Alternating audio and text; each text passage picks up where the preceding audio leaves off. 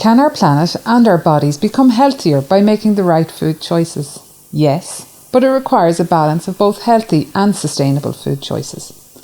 I'm Dr. Sinead McCarthy, a nutritionist from the Teagasc Food Research Centre in Ashtown, Dublin, and today I'm going to talk to you a little bit about sustainable diets. We're all very familiar with the food pyramid and which foods we should eat lots of, such as fruit and vegetables at the bottom of the food pyramid, and which foods we should limit, like the treats at the top of the food pyramid.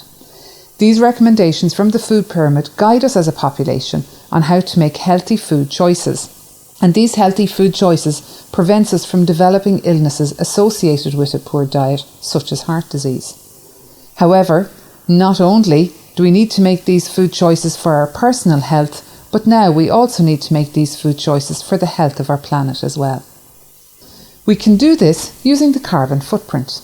So, what is the carbon footprint of a food and how do we calculate it? A food's carbon footprint is the greenhouse gas emissions associated from growing, rearing, farming, processing, transporting, storing, cooking and disposing of the food we eat, every single aspect of food production. So, we calculate the carbon cost of every one of these stages of the food production and create a total carbon cost of the foods per kilogram. Sustainable diets can be hard to define because not all healthy foods have a low carbon footprint and not all foods with a high carbon footprint are necessarily unhealthy. So, let's try a little experiment together and see if you can pick a meal that is healthy and sustainable. I'm going to present you with a menu option and pick your favourite foods or the foods you might think have the lowest carbon footprint or a combination of health and carbon footprint. Here are your choices. For your beverage, you can have either a glass of milk or a glass of cola. For your main meal, choose either a cheese pizza or bolognese, and then for a snack, choose either cheese or chocolate. So, have you made your food choices? Are you happy with the choice you made? Let's take a look at the carbon footprint and the calories of some of these options. If you followed the recommendations on the food pyramid and chose milk, bolognese and cheese, you'll have a carbon footprint of 4.8 kilos of CO2 for this meal, and you'll also have consumed 769 calories. If you reached more so for the top shelf of the food pyramid and chose cola, pizza and chocolate, the meal will amount to a carbon footprint of 1.8 kilos of CO2, and for this meal you'll have consumed 876 calories. So, this is where it gets a little bit complicated because one option has a lower carbon footprint while the other option has higher calories. If we choose the milk, bolognese and cheese option, then we generate a higher carbon footprint but we consume less calories.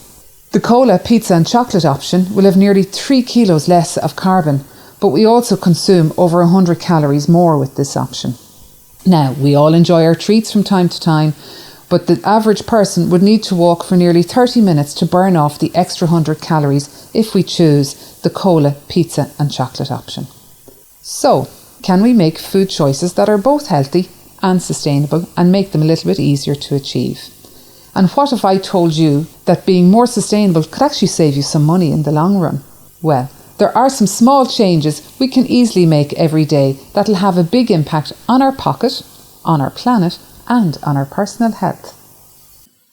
Planning is a good place to start. If you decide ahead of time the meals you plan to make over the week, think about healthy and sustainable options and then make a shopping list. It's a really good start. With a shopping list in our hand or on a phone app, we're less likely to make impulsive food choices. This will also help us save a little bit of money when we're at the supermarket. We must try much harder to reduce our food waste. Who's guilty of buying foods that end up going out of date, never eaten and ultimately into the bin?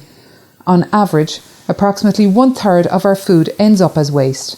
Think about all the energy and cost gone into every stage of producing that food and it never gets used. Again, our meal planning and shopping list will help us to minimise the waste. That way, we don't waste our money on food waste either. Let's talk leftovers. They don't have to go in the bin either. Think of useful ways to use them up as snacks for later or part of a meal for tomorrow. It can save you having to cook again. But make sure to store them safely in your fridge to eat at a later time. One more thing to think about is eating in season and locally sourced food when possible. These foods will have a lower carbon footprint as well as many other benefits.